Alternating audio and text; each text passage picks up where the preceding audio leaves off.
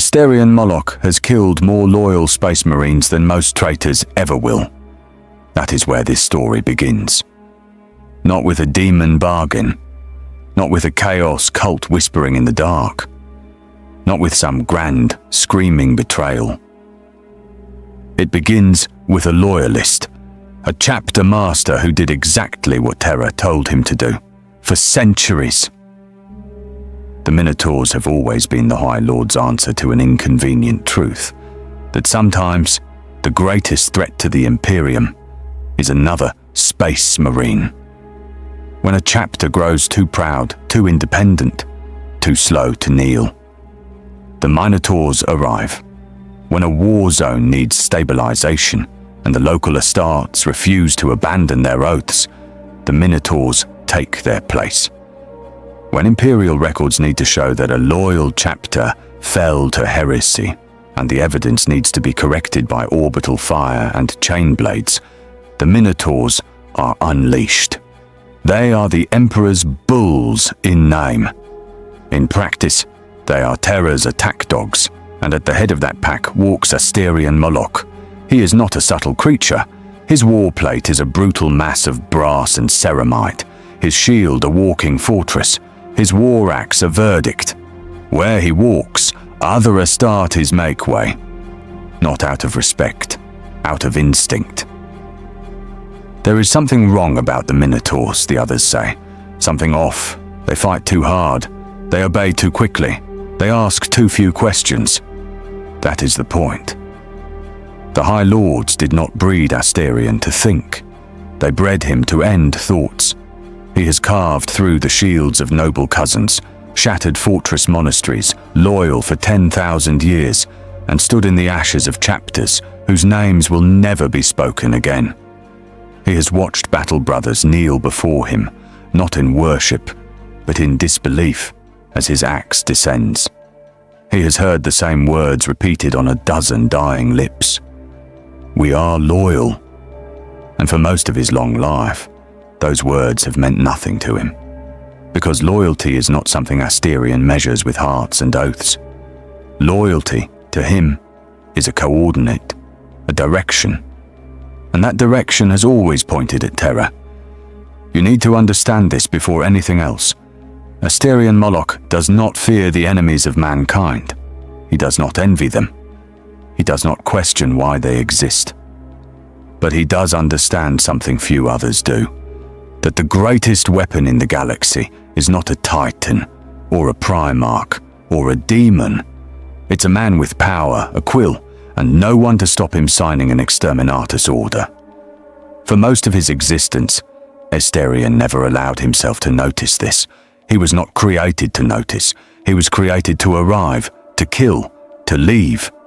The High Lords spoke. The Senatorum Imperialis decreed. The orders came down the chain in sigil-stamped data slates and encrypted astropathic bursts. The Minotaurs translated those orders into dead things. But every blade dulls, even those forged for obedience. The story of Asterion Moloc's doubt does not begin in some grand, golden chamber upon Terra.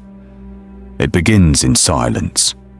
In the corpse of a world, it begins in the aftermath of victory. The planet's name no longer matters. It might have been a shrine world once, or an agri-world feeding a dozen hive clusters, or a fortress planet ringing some critical warp route. Now it is a glassy, blackened sphere bleeding heat into the void. The firestorms have already eaten the atmosphere. The oceans are gone, boiled off in white fury. The crust glows faintly, cracked like cooling slag. From orbit, it looks like a single frozen wound. The Minotaur strike cruiser hangs above it, hull scarred, gun deck still warm from bombardment. Vox chatter is low, hymns are muted, armor is being scraped clean of brother blood. In the strategium, surrounded by hollow projections of a world he has just erased, Asterion Moloc stands alone. He does not remove his helmet. He never does, if he can help it. The battle records hover before him in pale light. Lines of script, kill tallies, order chains. At the top of the file is the justification, tainted by heretical deviation from imperial doctrine, threat to political stability of the segmentum, authorized for extermination by decree of the Senatorum Imperialis. He reads the words again. He has read them 6 times already. The chapter that once held this world's fortress monastery fought to their last man. They did not cry out to dark gods. They did not display mutations. They did not break rank or beg or plead for mercy. They held their lines and died in place. They fought as Astartes should fight. He remembers one of their captains meeting him in the breach, armor cracked, one eye ruined, still swinging his sword with the precision of a veteran who has known nothing but war for 300 years.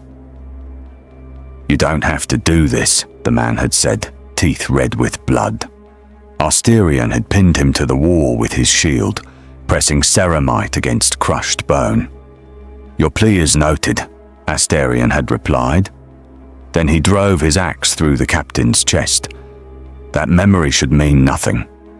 It is one more in an ocean of kills.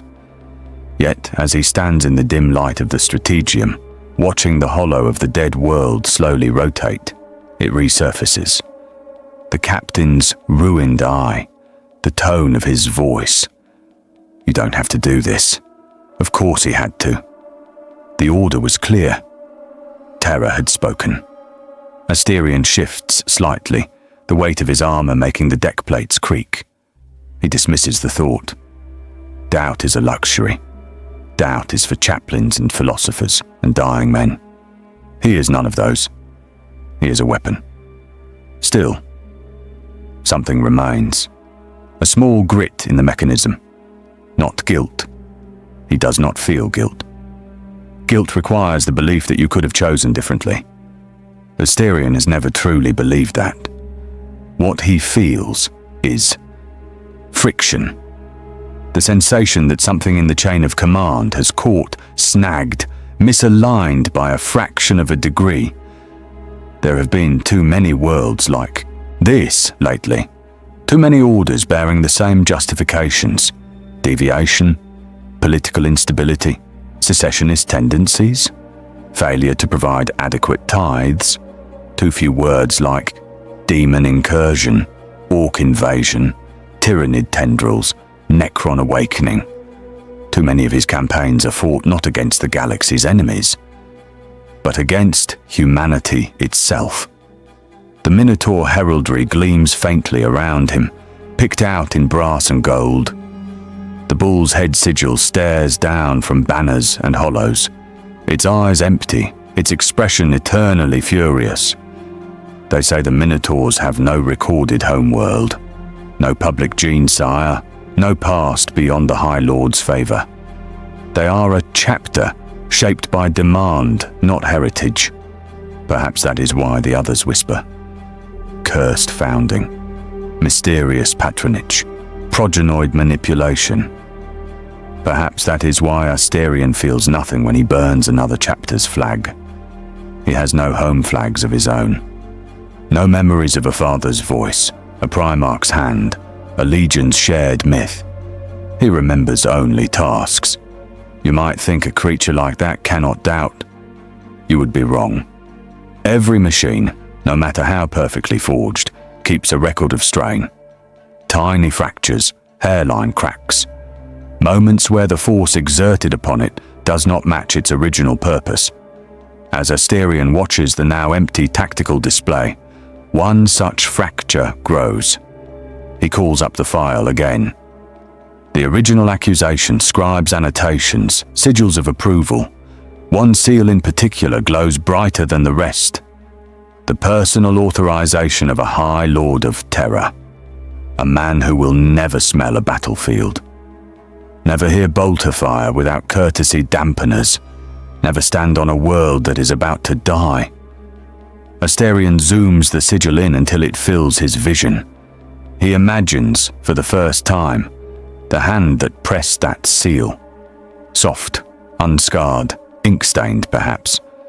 the hand of someone who can end a chapter with a flourish of their wrist and feel nothing. He realizes something then. Something simple. Something stupidly obvious. The High Lords of Terra have killed more loyalist arties than he has. His axe is only the last step. The decision happens long before he arrives. He is not the executioner. He's the blade, and blades do not choose. For a long moment he simply stands there, staring at that glowing sigil. There is no revelation, no thunder, no psychic voice in his head whispering treachery. Just a quiet adjustment in the angle of his thoughts, like a bulkhead settling under pressure.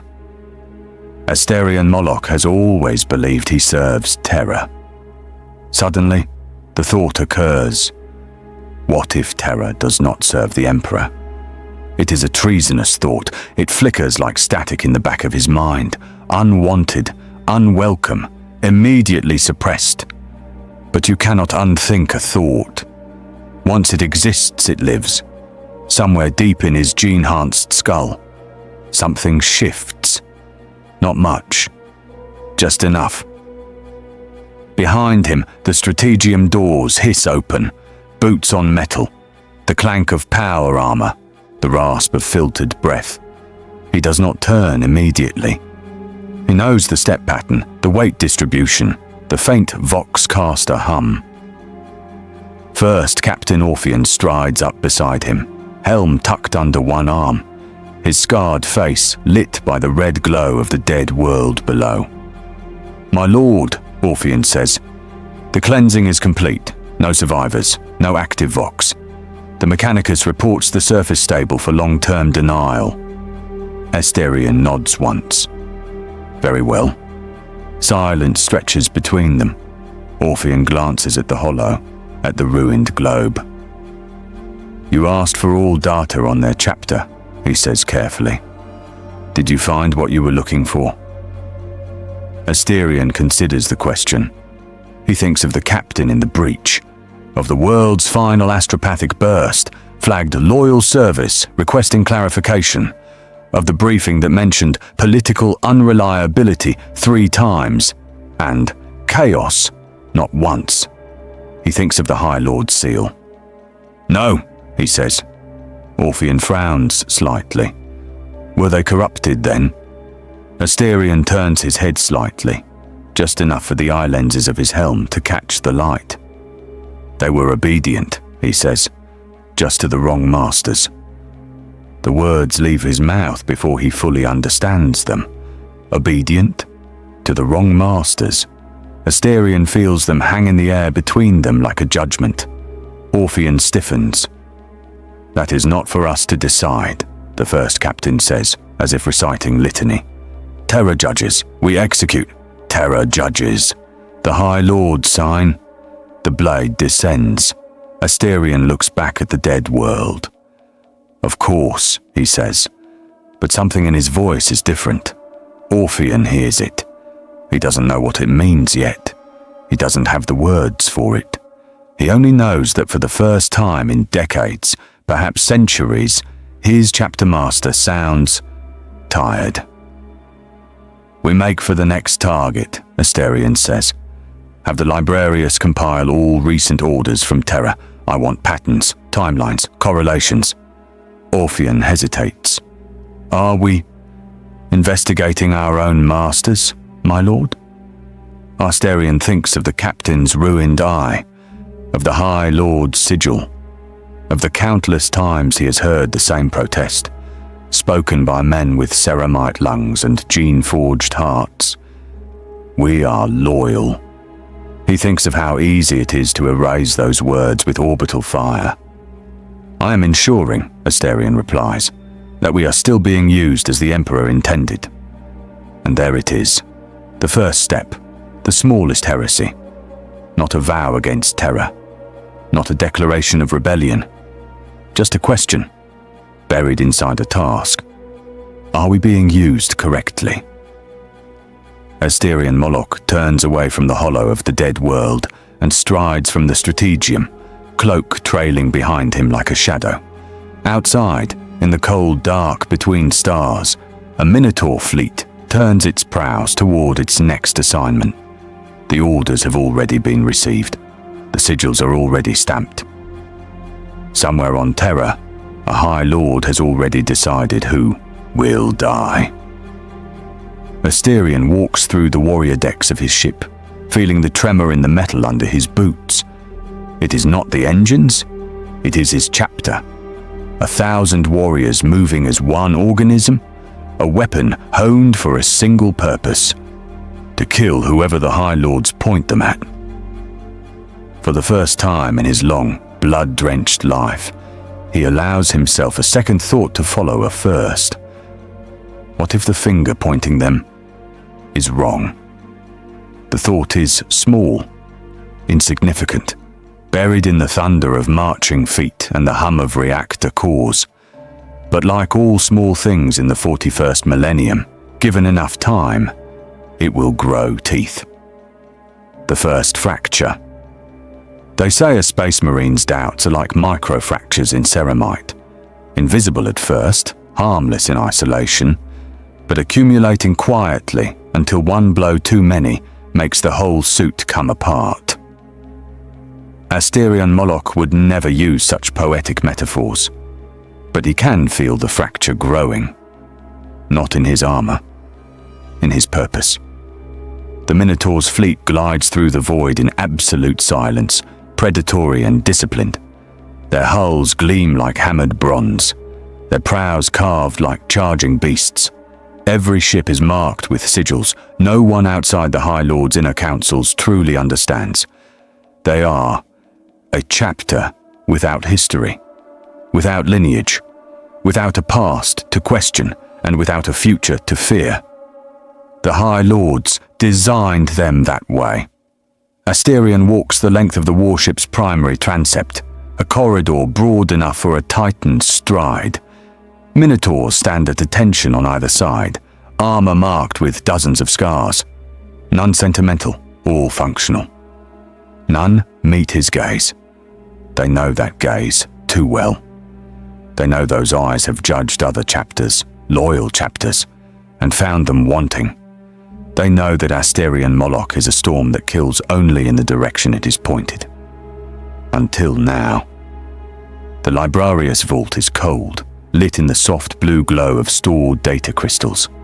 Tech Marines bow as Asterion enters, their servo arms whirring nervously. Chapter Master, the Chief Librarian says, a hooded figure wreathed in static. We have compiled correlations from the last 8 decades of deployments at your order. Asterion stands before the main projectors. Patterns bloom into the air.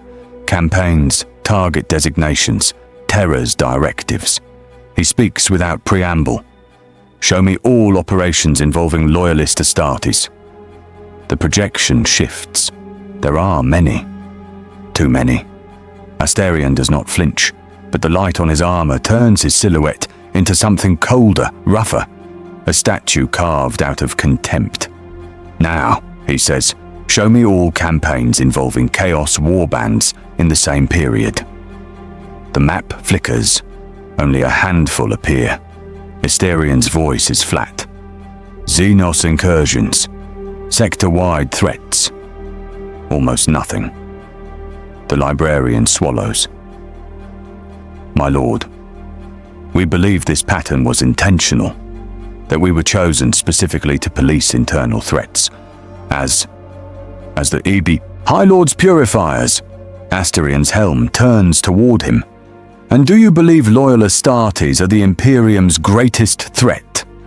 The librarian does not answer, because the answer is obvious, because even asking the question is dangerous, because speaking truth in front of Asterion Moloc has, historically, been an excellent way to die. Asterion looks back at the projection. It is not the imbalance that troubles him. It is the reason behind it. He thinks of the High Lord's seal. He thinks of the dead world. He thinks of the captain's words. You don't have to do this. He speaks again, but softer. Show me the justification fields. Thousands of lines of text light up. He reads them faster than a mortal could. Faster than most Astartes could. Deviation, non-compliance, political unreliability, undue influence, failure to honor tithe quotas, almost no mention of chaos, almost no mention of military threat. Almost all charges could be rewritten on a whim. Asterion's fingers tighten around the edge of the console. It creaks under the pressure of an augmented hand that has crushed skulls like fruit. Behind him, the first captain approaches. "My lord," Orpheon says quietly, "I have never questioned the High Lords. I have never questioned you. But this," he gestures to the map, "this looks like cleansing." Asterion does not turn. He simply says, "Yes." Orpheon breathes in sharply. Not fear. Not yet. Confusion. "We are Astartes," Orpheon says. "Not political weapons. We were created for war, not for this." Asterion turns slowly to face him. "We were created for whatever Terra wished of us," he replies. "We did not choose our purpose." His voice is steady. But there is something in it, a small imperfection, like an off note in a battle hymn. "Do you believe our purpose is just?" Orpheon asks carefully. Asterion does not answer. Instead, he steps closer to the projection. His shadow covers half the map. "Show me the chain of authority," Asterion commands. A new display opens. Order origin, Terra. Authorizing bodies. High Lords of the Senatorum Imperialis. Specific signatories, redacted. Traceability, redacted. Rationale source, Administratum subdivision, Theta, Trident. Oversight, none. None. Asterion stares at that word, none. He speaks very quietly. "We kill because they say so." The librarian nods slowly. "Yes, my lord." Asterion turns, his armor groaning with emotion. "And who judges them?" Silence. No one speaks. Because no one knows. Because the High Lords answer to no one. Because the Minotaurs were designed to serve perfect masters. And the masters were anything but perfect. Asterion steps away from the hollow display. For the first time in his long life, he knows he is staring at something he has never faced before. Not a traitor. Not a Xenos. Not a demon. Not a failing chapter. A truth. Asterion Moloc has not been serving justice. He has been serving convenience. He has not been purging threats. He has been purging obstacles. He has not been killing traitors. He has been killing rivals. He has not been honoring the Emperor. He has been honoring men. Weak men. Corrupt men. Men whose ambition burns hotter than their loyalty. Men who would sacrifice billions to secure a vote on the Senatorum floor. Asterion's hands tighten. His gauntlets screech. His vision narrows. This is not rage. Moloc does not rage. This is alignment, a weapon realizing it has been pointed wrongly. The librarian speaks in a trembling voice. "My lord, what would you have us do?" The question hangs like a blade. For a moment, Asterion says nothing. Then, "Bring me all sealed directives from Terra," he commands. "Every encoded order, every redacted signature, everything they have ever sent us." "Yes, my lord." Asterion turns to Orpheon. "Prepare the fleet," he says. "We move at once." "To where?" Orpheon asks. Asterion's helm turns, slowly, deliberately. "Where else?" he replies. "To Terra." Orpheon freezes, not in fear, in comprehension. Because this is not a rebellion. Not yet. This is a reckoning. Asterion walks toward the strategium doors. Each footstep echoes like a drumbeat. As the doors hiss open, he speaks without looking back. "We will determine whether our masters still serve the Emperor." It is a simple sentence. It is also the most dangerous thing he has ever said. Because for the first time in his existence, Asterion Moloc is not obeying. He is evaluating. He is judging. And if Terra is found wanting, then the Minotaurs will not simply refuse orders, they will correct them. Because the greatest heresy Asterion Moloc can commit is not treason, it is clarity. And clarity is beginning to take shape in the darkness of his war-hardened mind. The weight of unspoken heresy. Asterion Moloc has never been afraid of anything. Not Xenos hordes that number in the billions. Not traitor champions wreathed in demonic fire. Not the cold, dead eyes of the Silent Sisters. Not the endless black of the void. Fear requires imagination. Moloc was engineered without it. But there is something else, something different, something older, that even a gene-forged executioner can feel. Recognition. The recognition that a boundary has been crossed with no way back.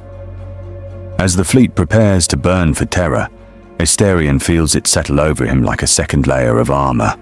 Not fear, not guilt, not hesitation, inevitability. The ship hums around him as he moves through its corridors. Servitors chant Binharic prayers. Astartes oil their blades. Tech Marines whisper to machine spirits. No one knows yet. No one understands the line he has stepped over. They think this is another campaign, another cleansing, another world to reduce to silence and ash. Only Orpheon suspects the truth, and even he only grasps its edges. Asterion pauses before a shrine recessed into the bulkhead. A small thing, unadorned, a brass seal of the Emperor's sigil, polished by the passing touch of thousands of warriors. He stares at it. The Emperor, the Imperium, Terra. 3 words the Minotaurs have always treated as the same, but they are not the same. Not anymore. Asterion lifts one gauntleted hand and presses it against the sigil. Once, this gesture was oath-bound, automatic, unquestioned. Now it feels like an interrogation. "Is this your will?" he murmurs. No answer comes. Only the low thrum of reactor cores, the heartbeat of a ship built for slaughter. Asterion lowers his hand. The Emperor does not answer because the Emperor cannot answer. A corpse cannot direct its pawns. Asterion has always known this. He simply never allowed himself to acknowledge it. Now he does. And with that acknowledgement, the fracture spreads. Orpheon approaches carefully. "Chapter Master," he says, "the fleet stands ready, but the men are asking, what threat draws us toward Terra?" Asterion turns to face him fully. "You fear what they suspect," Asterion says. Orpheon hesitates. "I fear," the first captain answers, "what it means, if they are right." Asterion nods once. "Good, good," Orpheon repeats. "Yes," Asterion replies. "Fear sharpens. It cuts away illusion. It forces truth to the surface." Orpheon meets his gaze. "And what truth are we cutting toward?" Asterion steps closer. When he speaks, his voice is low, almost solemn. To know whether the High Lords have become enemies of the Emperor. Orpheon goes still, completely still. Not in body. His chest still rises. His gauntlets still twitch with restrained instinct. But in mind, in purpose, because a statement like that does not merely suggest rebellion, it defines it.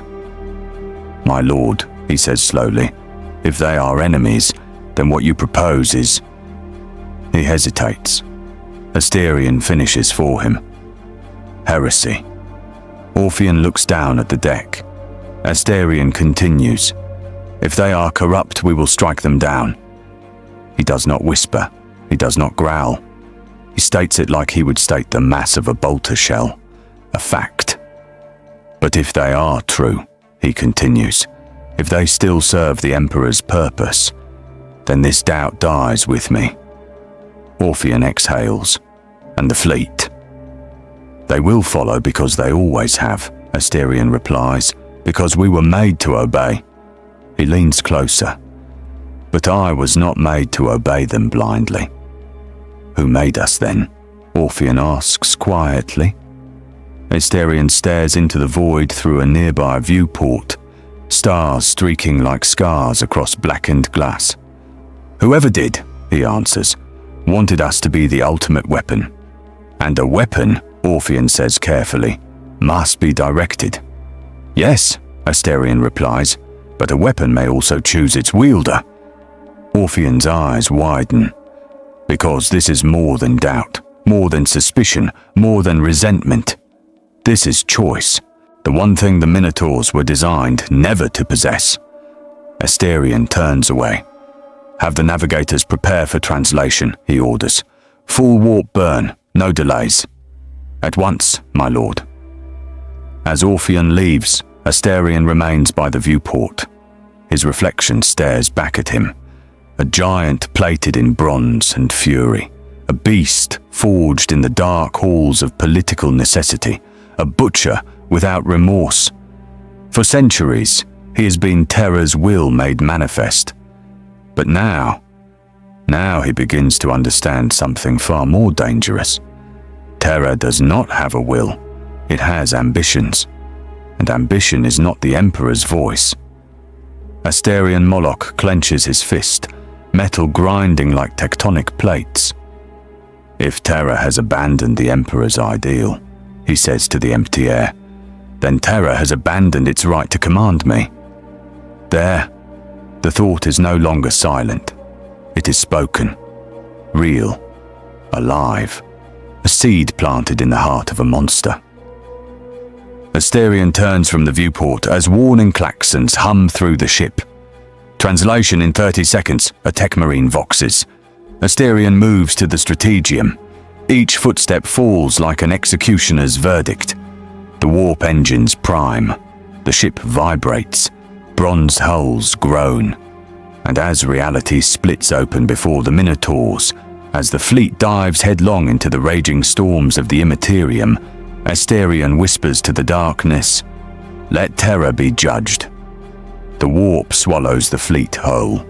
It does not know yet that one of the weapons being flung through its storms has begun to turn. And if a weapon decides to judge its wielder, the galaxy bleeds. The storm within.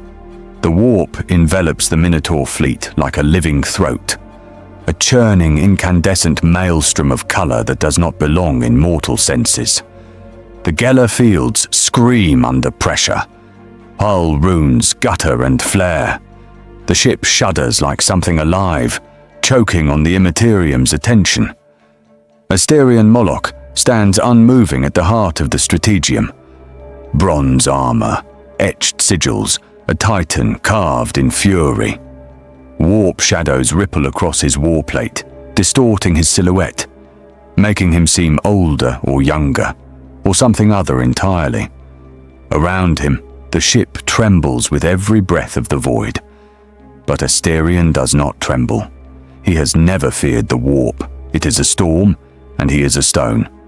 He feels the warp tug at his mind. It whispers, it tests him, it finds nothing, no cracks, no doubts, no yearning. Asterion Moloc is not a soul chaos can corrupt. And yet, the warp senses something different tonight. Not weakness, change. The tiniest misalignment in the purpose that once anchored him as firmly as a planet's core. The warp tastes it like blood in water. Orpheon stands beside him, bends slightly to counter the power of the storm pressing in. His armor vibrates with psychic turbulence. Servitors lie twitching on the deck. One of the psychers in the astropathic choir screams and begins foaming at the mouth. Asterion doesn't blink. "Discipline the choir," he orders. Orpheon nods sharply. "Detach the compromised mind," he barks. "Chain him in the null pit." Servitors drag the twitching astropath away. His screams echo down the corridor like ripping cloth, then abruptly stop. The Minotaurs do not tolerate instability. Not in their enemies, not in themselves, not in their tools. But tonight, instability comes from a different source. From Terra, from the truth Asterion uncovered. from the fracture widening within him like a growing rift. He turns to the navigator's dice. ETA to emergence, he asks. The senior navigator, her third eye pulsing with restrained terror, lowers her head. With respect, my lord, I cannot calculate it. Explain. The warp is different, she stammers. It pushes back, it resists, as if something on the other end does not want us. Asterion steps closer. Nothing in the warp can bar me from Terra. It is not the warp barring you, the navigator whispers. It is intent. Asterion's voice lowers. Whose intent? She trembles. I cannot say, but something awaits us. Something vast. Something silent. Asterion looks back at the warp storm clawing across the view panels. He knows what awaits. Not demons, not traitors, not fate, judgment. Not Terra's judgment of him, but his judgment of Terra. The warp senses this too. It senses a weapon turning backward along the hand that wields it. And the warp is eager to watch what happens next. Hours pass. The storm intensifies. Deck plates sweat with condensation and bleed heat. Bound psychers convulse.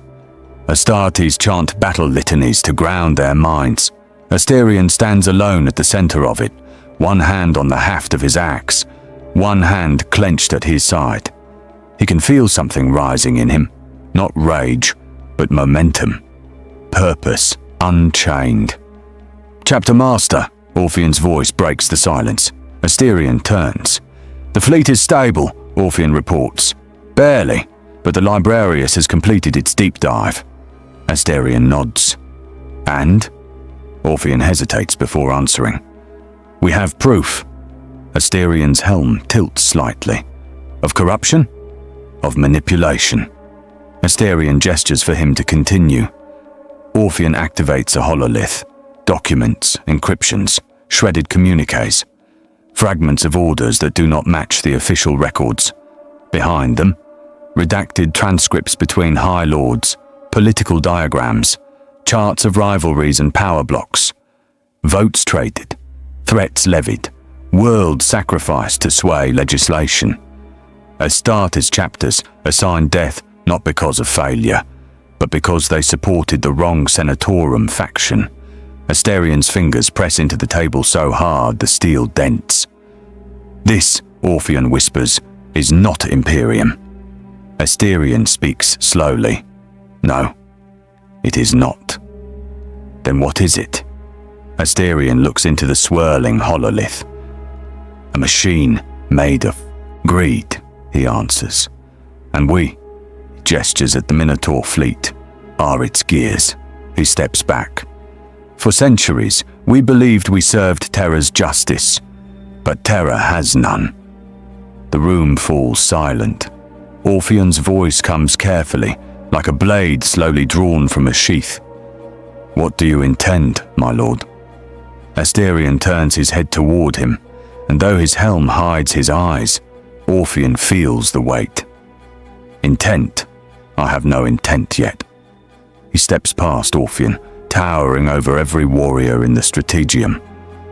What I have, Asterion says, is obligation.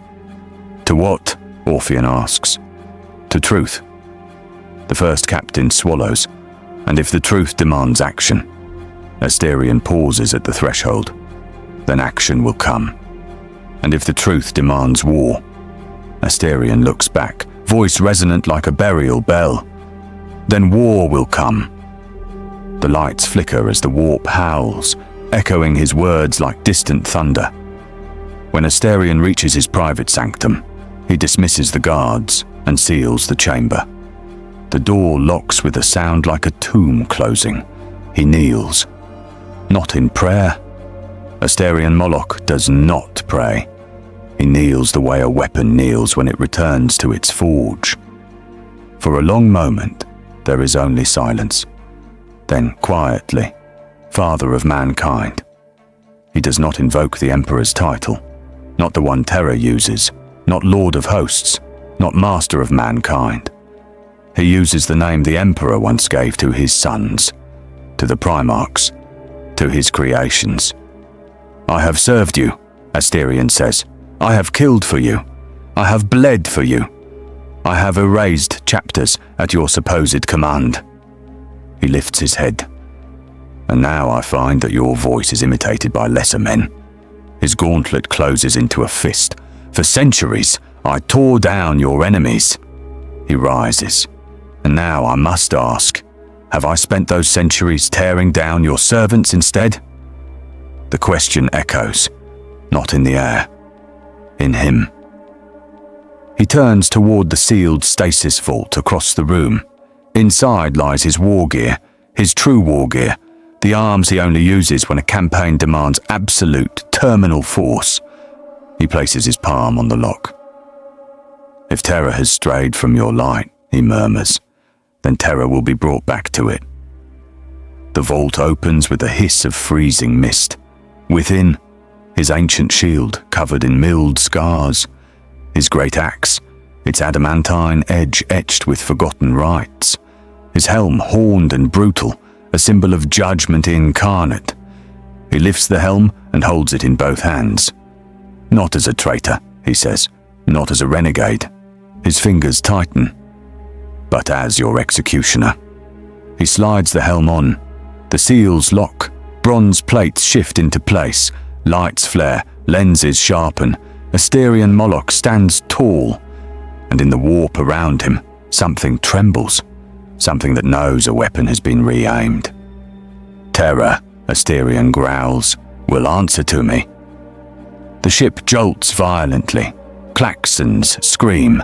Master, the Vox crackles. We are breaching reality. Translation imminent. Asterion strides toward the strategium, axe in hand.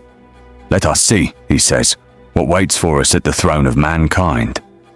The fleet bursts from the warp in a blaze of torn light, and Asterion knows, whether Terra is guilty or innocent, his story has already crossed the point of no return. He is no longer merely a blade. He is the hand that guides it. The labyrinth of Terra, the Sol system receives them like a clenched fist. Void beacons flare, defense grids wake, battle stations pivot. Hundreds of ships, Imperial Navy, Custodes escorts, Mechanicus war barges, shift subtly in orientation the moment the Minotaur fleet rips back into real space. On every Auspex within 1,000,000 kilometers, the same warning sigil blinks into being. Astrite's battle fleet, Minotaurs status, priority, high risk, high value. Asterion watches the tactical holobloom with threat runes. Response time, 6 minutes, Orphean reports. Solar defenses have already adjusted to bracket us. Macro batteries are powered, lance arrays primed. Of course they are, Asterion murmurs. Terra trusts no one, not even its own attack dogs, especially not them. Transmit recognition codes, he orders. A tech marine nods, Binharik clicking as encrypted strings howl across the void. For a heartbeat, nothing changes. The defense grids remain locked, the lance batteries remain hot. The noose of iron around the Minotaur fleet does not loosen. Asterion says nothing. He lets the silence stretch. Terra is speaking, not with words, with posture. We are received cautiously, my lord, Orphean says. Yes. Should we alter configuration, present a less aggressive spread? No. Asterion's voice hardens. We do not crawl, we do not plead. We arrive as we are. He gestures at the display. If Terra fears the Minotaurs, let Terra choke on that fear. The Vox unit crackles.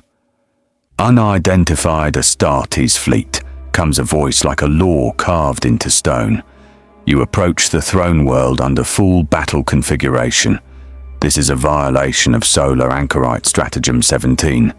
You will immediately power down all primary weapon systems, stand by for escort, and submit to boarding for verification and compliance. Orphean bristles. An inspection, he growls. Asterion raises a hand. Respond, he says. Orpheon opens the channel.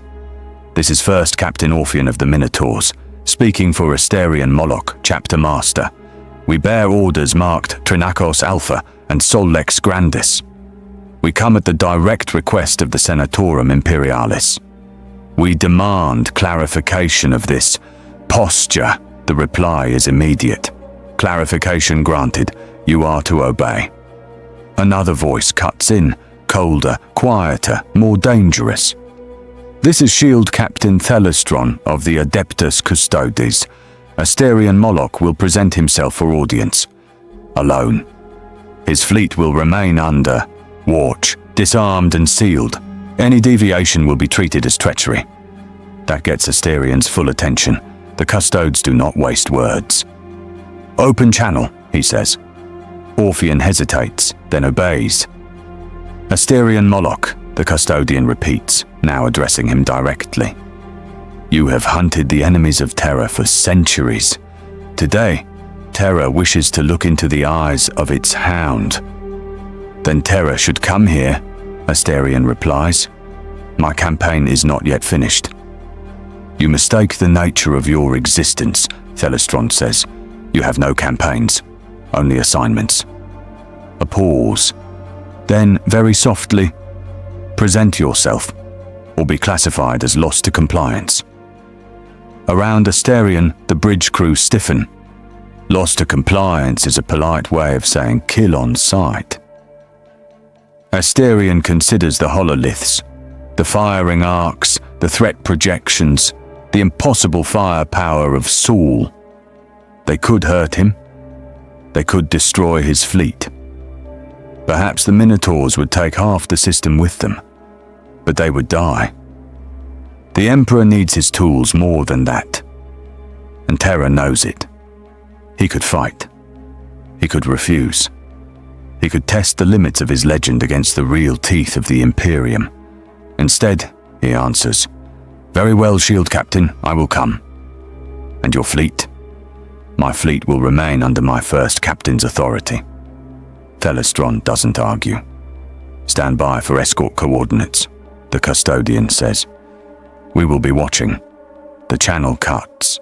Orpheon turns to Asterion. This is a trap, he says. Of course. We should not allow you to go alone. That is precisely why I must. Asterion looks him full in the face. If Terra intends treachery, no squad will save me. If Terra intends to test me, I will not arrive surrounded by a shield of my own sons. Orpheon's jaw tightens. At least allow a guard of honor on the surface. No. Asterion's voice is final. You will remain here. Watch the fleet. Watch them. If they move against us, you will answer. Orpheon inclines his head, then leans in, speaking low enough that mortal ears on the bridge won't catch it. And if you fall, Lord, Asterion clasps his shoulder.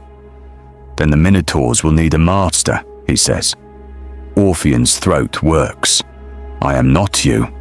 No, Asterion agrees. You are not. His helm angles slightly. Be better. He releases the captain and turns away, cloak swinging with the weight of ceramite and authority. Behind him, Orpheon bows his head. By your will, he whispers. The shuttle ride to Terra is conducted in silence. No hymns, no escort of chanting serfs, no banners, just a single reinforced drop craft, guidance lights green, climbing through the tightest, most heavily policed airspace in the galaxy. Asterion sits shackled by gravlocks to his throne-like restraint.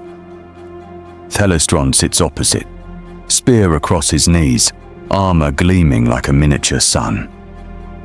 The custodian studies him, expression unreadable. You do not ask why you were summoned, Thelestron says at last. If Terra summons, Asterion replies, Terra has a reason. Asking or not asking changes nothing. You presume much, Astartes. I presume exactly what I have earned. Their eyes meet, warrior to warrior, legend to legend. You have been useful, Thelestron concedes. The High Lords value what you do. What I do, Asterion says, is kill whomever they point at. The custodian watches him closely at that. Are you complaining? He asks. No, I am. Remarking. What changed? Asterion's gaze hardens. I saw where they were pointing. He leans forward as far as the gravlocks allow. Tell me, Shield Captain, how many loyal chapters have bled because it suited Terra's politics? Thelestron doesn't answer immediately. The Imperium is vast, he says. Orders are not always pure. I asked for a number, and I do not have one. Yet you serve. And so do you, Thelestron replies evenly.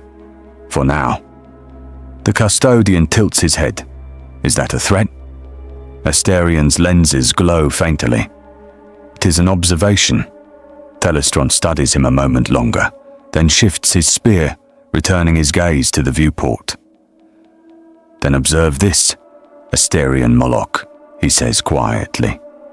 Terra rolls into view, not the blue jewel of old Earth, but a scarred, armored shrine world.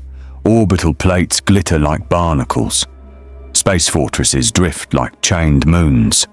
The brilliance of the Astronomicon flares around it like a halo of psychic fire. Whatever you have seen, Thelestron murmurs.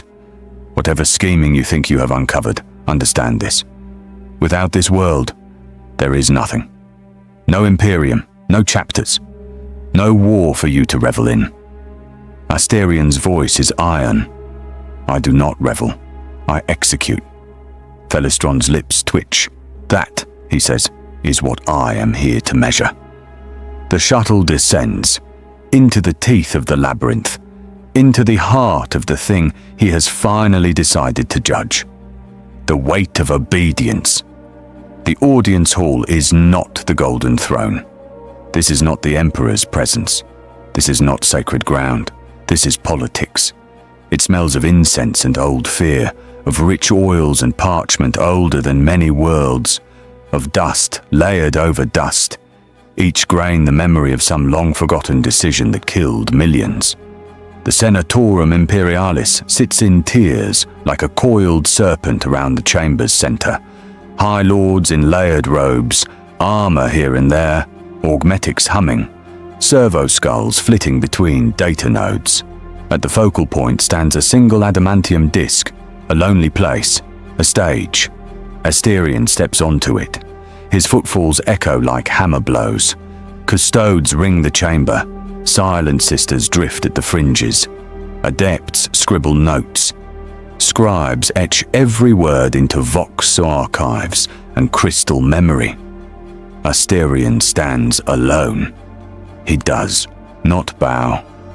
The Lord Admiral of the Segmentum Solar clears his throat.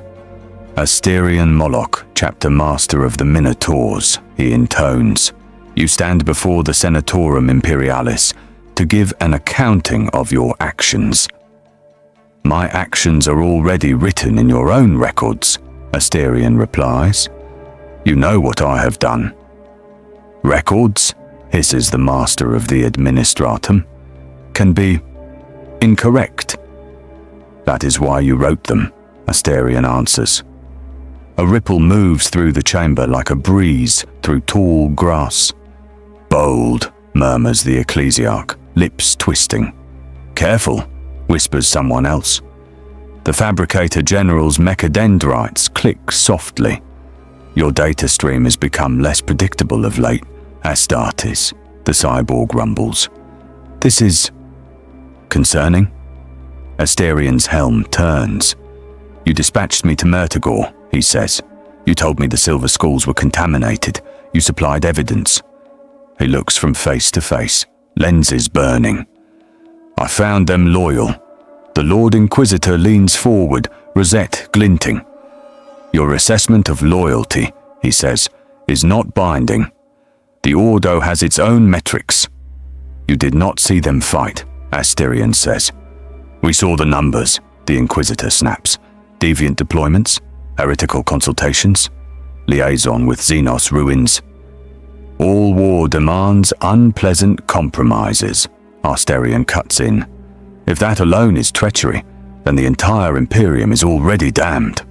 The word damned hangs in the air like smoke. The ecclesiarch narrows his eyes. Careful, Moloc, he says, voice soft and venomous. Words have power. And actions, Asterion says, have corpses. He takes a step forward. You ordered me to exterminate them. I did. Their fortress monastery burns. Their gene seed lies in your vaults. Their chapter symbols have been scraped from record. Silence. And now, Asterion continues, I find that the evidence you provided was altered, that the reports you used to damn them were written not by the Ordos, but by your rivals and their proxies, that their deaths achieved nothing tactical. His voice drops, low and lethal, but benefited you. Individually. He looks straight at one of the lords, an elderly noble with a too smooth face and eyes like polished stone. Lord High Solar Marshal Varentis. It was his signature on the approval for the Red Harvest of Murtagor. Varentis meets his gaze with oily calm. The Silver Skulls were excessive, Varentis says.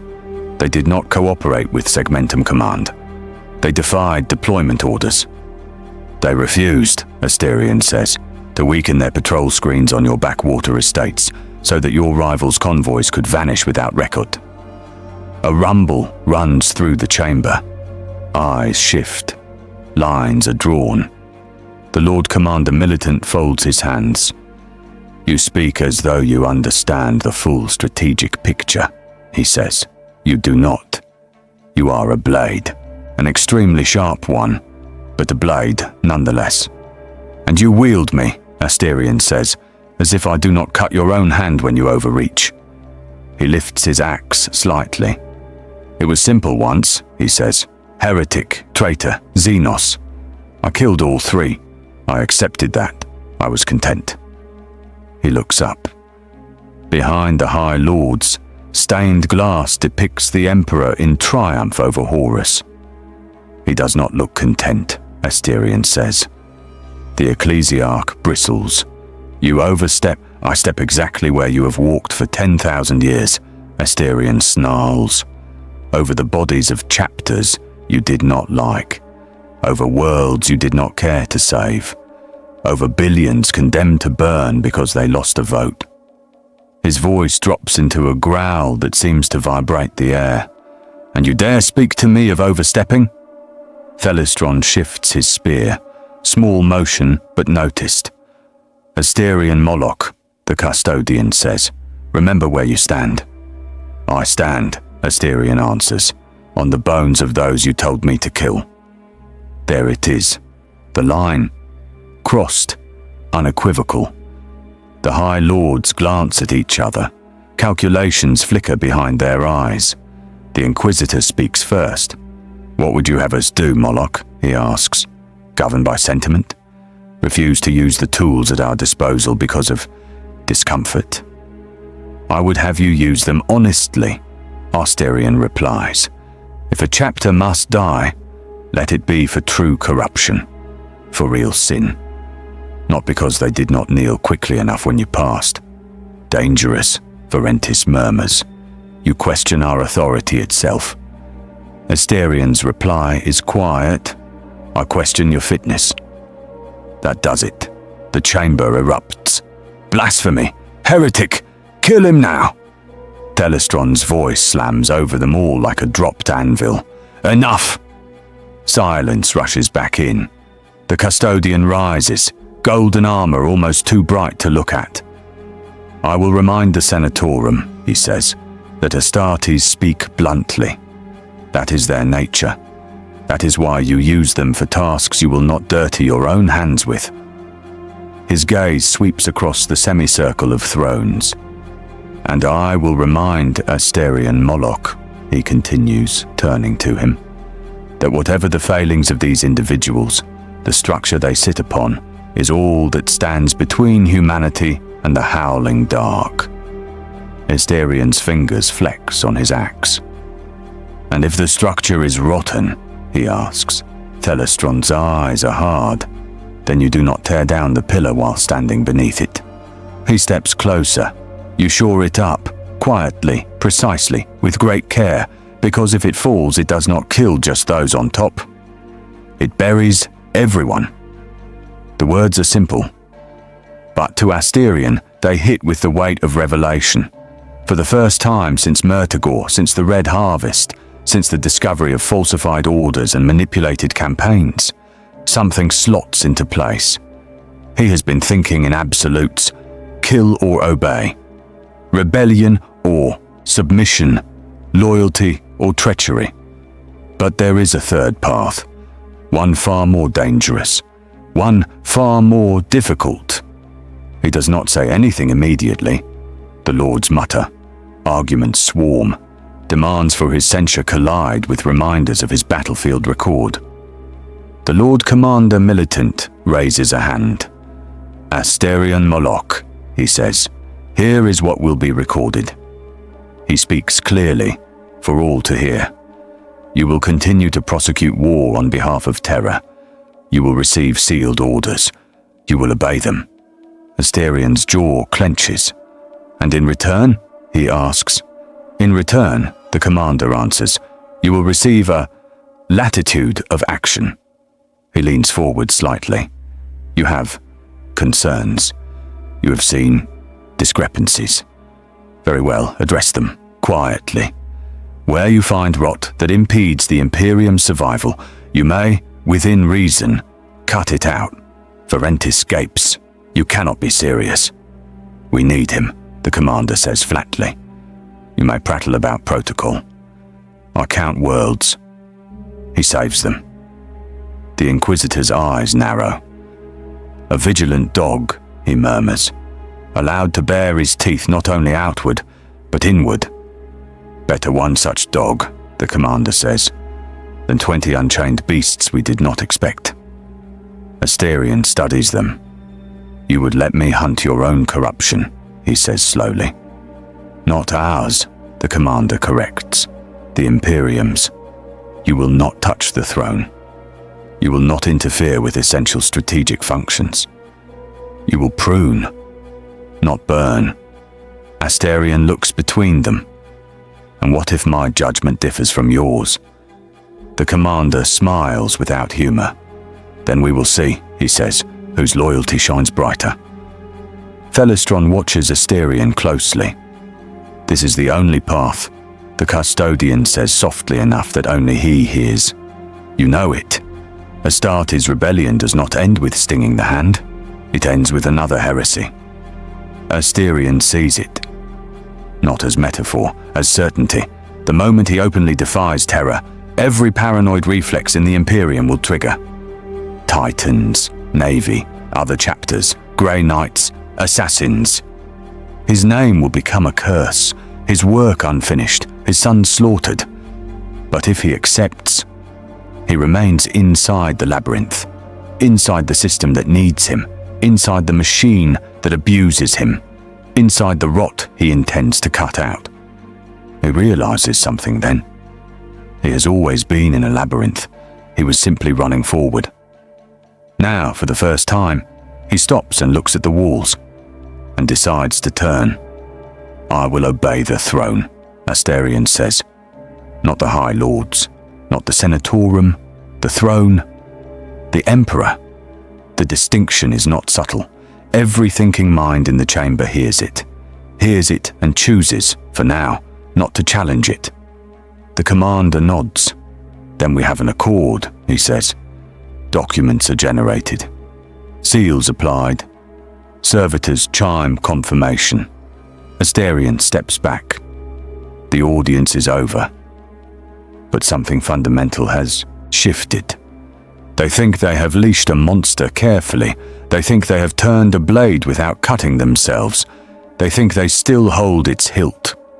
They do not yet understand. The Minotaur has learned the shape of the maze, and he is tired of running where he is told. The Minotaur turns. The change is not immediate. Revolutions never are. Asterion returns to his fleet with new orders, sealed, encoded, wrapped in the authority of the High Lords. On the surface, nothing is different. Campaigns are launched, crusades redirected, worlds shored up or abandoned. War continues as it always has. The Minotaurs fight with the same ferocity. Their drop pods fall like meteors. Their boarding actions rip the guts from enemy ships. Their reputation as merciless, unstoppable executioners grows.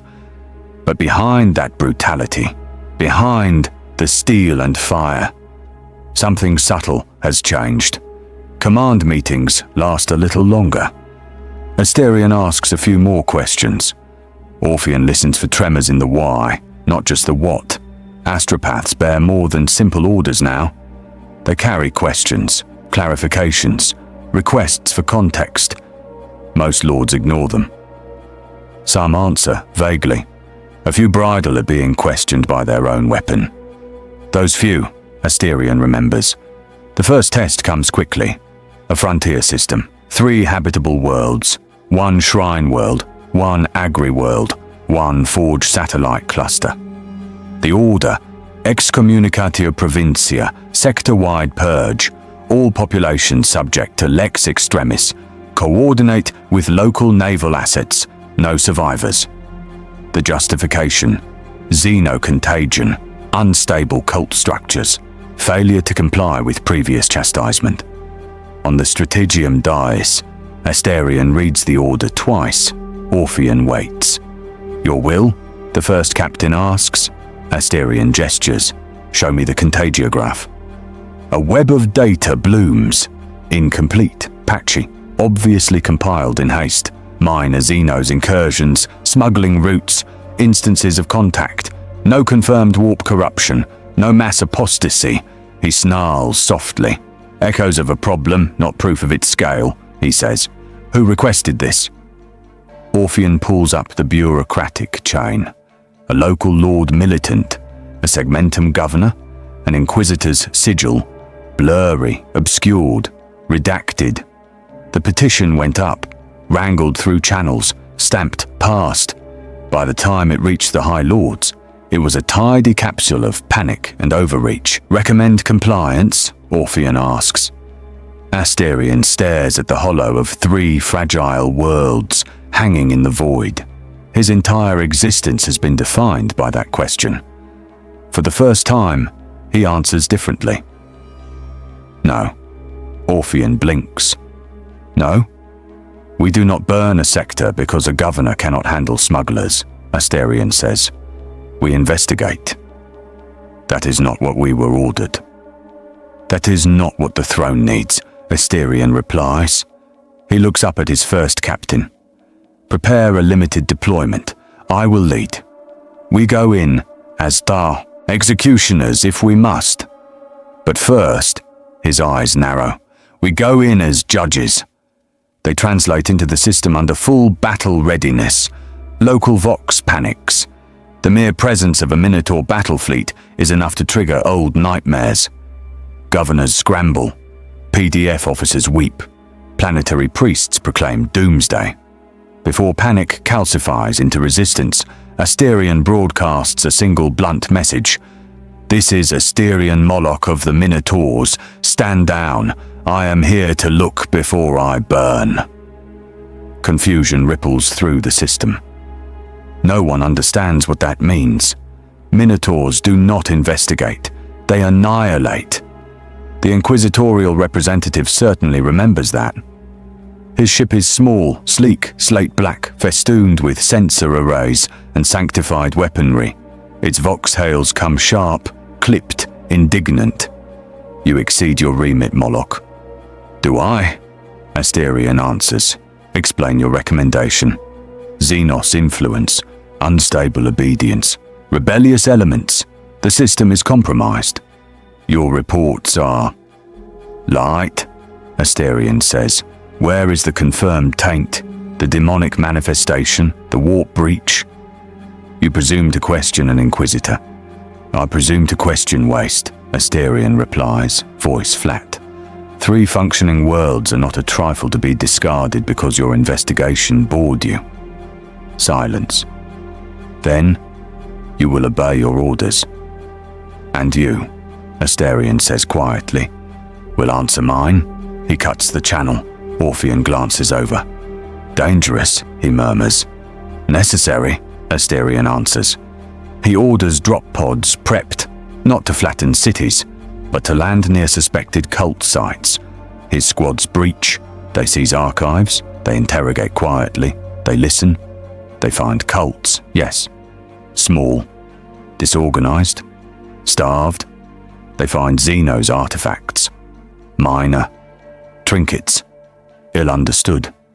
They find governors who preferred to exaggerate problems to receive more resources. Inquisitorial agents who found it easier to recommend exterminatus than admit their own incompetence.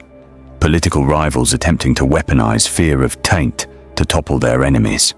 They find corruption, but the kind that comes from human greed, not demonic whispers. And Asterion realizes something bitter and simple. If he had obeyed without question, 3 worlds would be ash, and the High Lords would never even know why. The Inquisitor confronts him on the surface of the Shrine World. They meet in the shadow of a colossal statue of the Emperor, half cracked, half maintained. Rain spatters off ceramite and carapace. Your interference is unacceptable, the Inquisitor snarls, storm coat snapping in the wind. You were given a writ. You deny it. Asterion looks down at the man.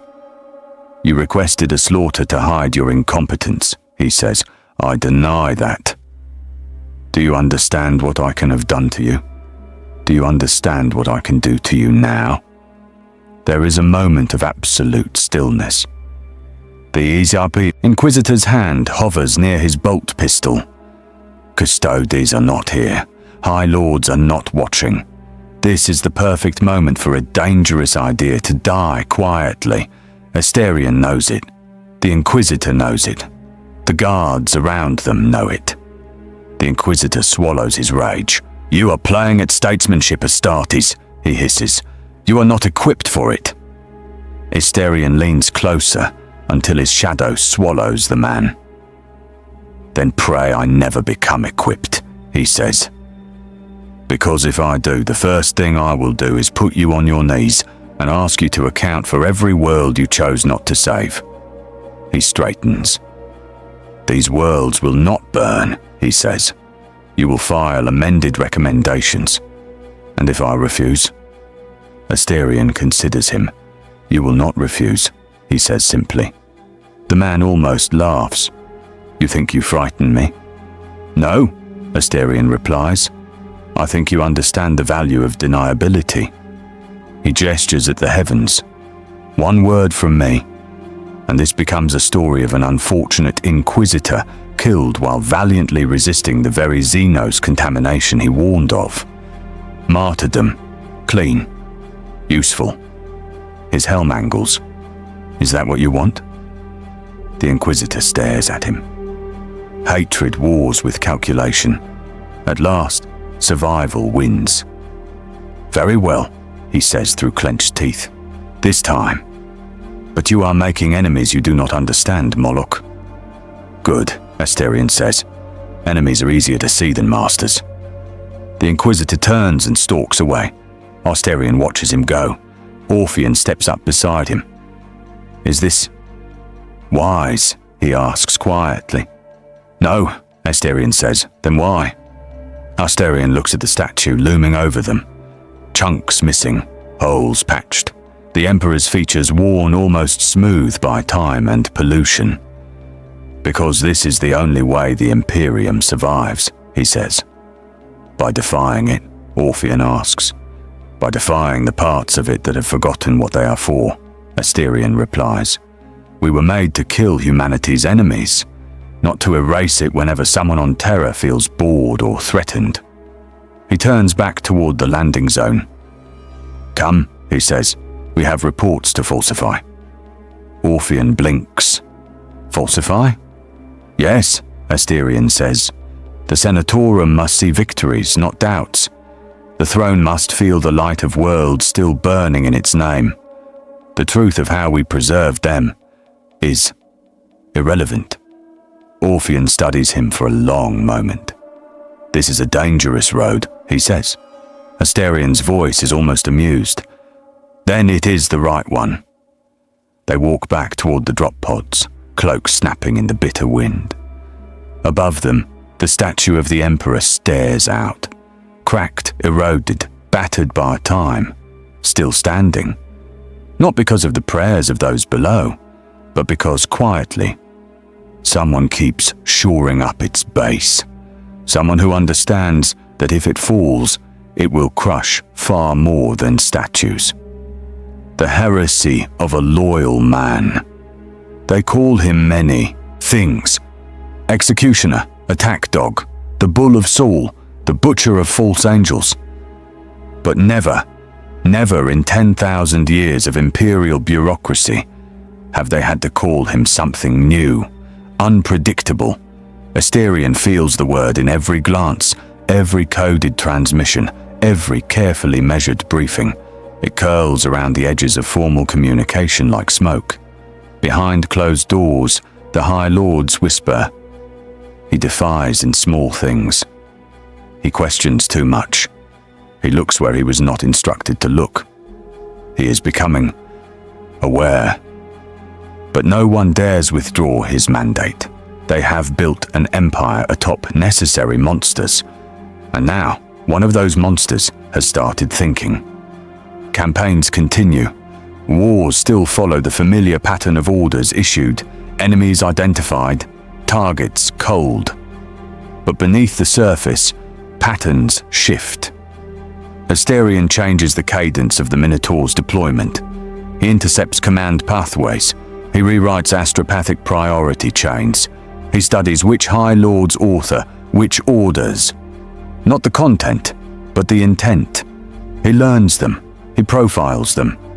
And the more he sees, the more something black and furious coils in his chest. Not anger. Anger is too simple. This is betrayal. Not his betrayal of Terra, but Terra's betrayal of the Emperor's design. Every time a mission reeks of personal ambition, every time an execution order has more politics than truth behind it, every time a loyal chapter is targeted for reasons of convenience rather than necessity, Asterion feels it, a cold violation, a spiritual wrongness, a corruption that no inquisitor will ever name. And slowly, carefully, he begins to correct it. Not openly, never openly. His rebellion is a whisper, a shadow, a closing hand around throats that never see him coming. The first correction is small, a governor who falsified a taint report to destroy a rival. Asterion arranges a private meeting. Hours later, the governor is found dead in his chambers.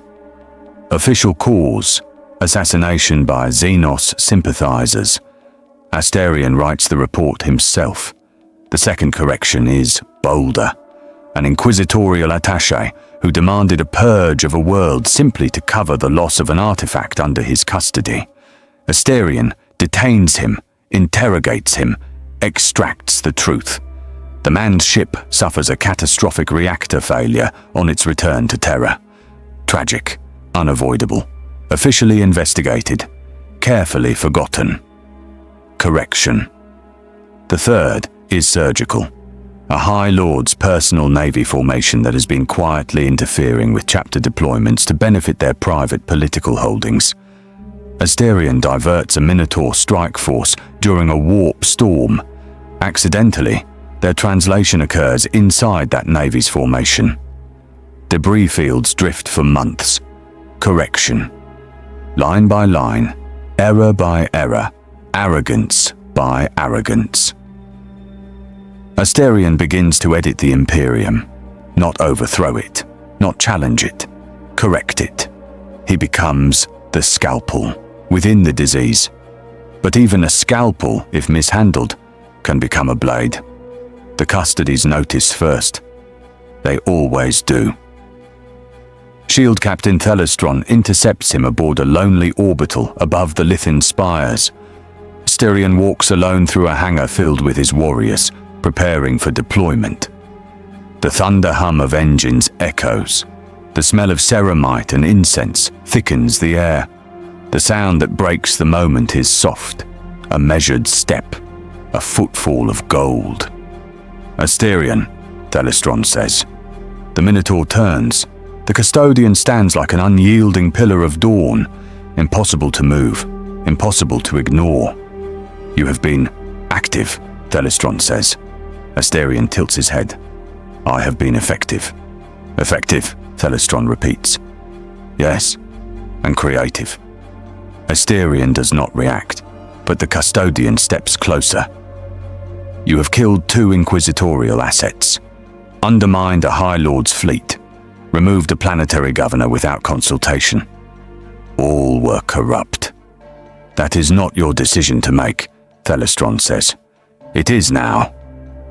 The custodian's eyes flicker, not with anger, with recognition. You tread a blade's edge, Thelestron warns. One cut too deep, just one, and the Imperium will see you as a threat. I am a threat, Asterion says, to the wrong people. That is not comfort. It is necessity. A long silence. Asterion speaks first. You told me to shore up the pillar, he says, to strengthen the Imperium without collapsing it. Yes, and that is what I do. Thelestron's face is unreadable. I said to work carefully. Asterion laughs. It is a sound like a deep fracture running through marble. You think I do not? You think I am some berserker lashing at shadows? I have not killed a single High Lord. Not yet. Yet? Thelestron repeats softly. Asterion grows still, very still. Then, if one proves beyond correction, I will do what must be done. You cannot judge the High Lords, Thelestron says. You are Astartes, a weapon, a tool. Asterion steps forward until their helms nearly touch. I am Asterion Moloc, he says quietly, and I have been a weapon long enough to know when the one wielding me is unworthy. Thelestron doesn't move, but something in the air tightens. Moloc, he says, you are wandering into a new kind of heresy. Asterion's voice drops to a whisper. I am not wandering. He steps back. I am choosing. The custodian watches him, golden and eternal. Then he speaks the one truth that has haunted the Imperial Palace since the heresy. The Emperor does not speak, Thelestron says. He does not confirm. He does not deny. You interpret his will as you see fit. That is the road that made half the galaxy burn. Asterion does not flinch. I am not Horus. No, Thelestron agrees. But Horus did not think he was Horus either. Asterion turns away. Our conversation is complete, he says. No, Thelestron says quietly. It has only begun. What follows is not war. It is surgery. Asterion begins identifying patterns of corruption with brutal precision. Administratum officials falsifying compliance reports, segmentum officers, sacrificing loyal worlds to secure supply routes, inquisitorial factions using Astartes as pawns, rogue traders, bribing lords to declare independent systems, heretical navies, nobilite houses, redirecting crusades for profit, sector governors, hoarding Astra Militarum regiments for personal defense. Each one is a wound. Asterion cuts each one open. His methods are terrifyingly efficient. Assassinations masked as accidents. Fleet actions redirected by warp storms. Records rewritten. Orders lost in transit. Inquisitors replaced by appropriate successors. Rebellions extinguished before they can be used as pretext for purges. Entire war zones reorganized without anyone being able to prove he did it. And all of it, always, with the same justification. The Imperium must endure. It is not rebellion. It is not loyalty. It is something far more dangerous. Autonomous obedience. Selective loyalty. A weapon choosing its own targets. Word spreads in whispers among Terra's highest echelons. Moloc is changing. He is taking liberties. He is not fully controlled. Then finally, he is becoming a liability. The moment comes during a summit of the Senatorum Imperialis. Asterion attends by order, alone, unarmed, according to protocol. He is always armed. His body is a weapon. The chamber is tense, too tense. Something is coming. Varentis speaks first. Asterion Moloc, he says, you have exceeded your authority for the final time. Asterion's silence is an answer. You have murdered loyal Imperial servants. I have removed corruption, Asterion says. You have obstructed inquisitorial operations. I have corrected incompetence. You have undermined command prerogatives. I have saved lives. You have begun acting, Varentis hisses, as if you are the judge of the Imperium. Asterion's voice is low. I am its defender. No, Varentis says, you are its threat. He gestures. 6 inquisitors step forward, 3 custodians, 2 officio assassinorum agents, 1 vindicator, 1 calidus. The message is unmistakable. Asterion is to be neutralized quietly, permanently. He considers the room, the lords, the guards, the custodians, the psychic wards, the kill orders. He could fight. He could kill dozens, maybe hundreds. But then what? War. Rebellion. More chapters dragged into a spiral of blood. More worlds burned. Not correction, chaos. Asterion straightens. You believe, he says slowly, that I act against the Imperium. We know it, Varentis spits. You misunderstand, Asterion says. My war is not against the Imperium. His helm locks onto Varentis. My war is against you, gasps, shouts. The custodians tense as if lightning has struck marble. Asterion lifts his chin. And I choose, he says, to continue that war. Varentis smiles coldly. You just condemned yourself. No, Asterion murmurs. I condemned you. He taps a rune on his vambres. For a heartbeat, nothing. Then the entire chamber trembles. Lights flicker. Alarms shriek. A vox thunder rolls across the Senatorum. Unauthorized breach in archive vaults.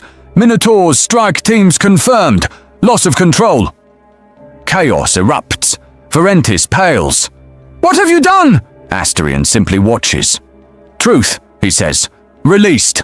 Records, proof, all of it. Every falsified order, every manipulated deployment, every political purge disguised as heresy. Asterion does not kill the High Lords. He does something worse. He exposes them. The custards act instantly. But not against Asterion. They split their forces. Half contain the panicking Inquisitors and High Lords. Half move to secure the data breach. The reaction is instinctive, fundamental. Preserve Terra. Preserve truth. Contain chaos.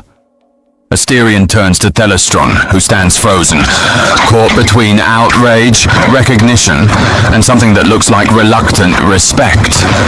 You wanted careful correction, Asterion says. This is not careful, Thelestron growls. Asterion steps past him. It is necessary. And then, for the first time, a custodian moves aside for him, not out of fear, out of understanding. Asterion walks out of the Senatorum chamber as alarms blare, and the Imperium convulses around him. Not in chains, not in disgrace, simply walking, leaving behind the first tremor in a slow surgical cleansing. He does not disappear. He returns to his fleet. He continues his wars. But from that day onward, Every High Lord, every Inquisitor, every Governor who hears the name Moloc feels a quiet, private fear. If I am corrupt, he will come for me. Not chaos, not rebellion, a heresy of loyalty. Asterion Moloc becomes the Imperium's most dangerous force, not because he opposes it, but because he finally understands it too well. He knows the truth. The Imperium does not fear traitors. It fears loyal men who stop obeying. And somewhere in the labyrinth of Terra's shadows, the High Lords whisper a new name for him. Not executioner, not butcher, not bull, but corrector. And they pray he never decides the entire maze needs to be rebuilt. Thank you for listening. This is Warhammer Heretic. Don't forget to subscribe, brother.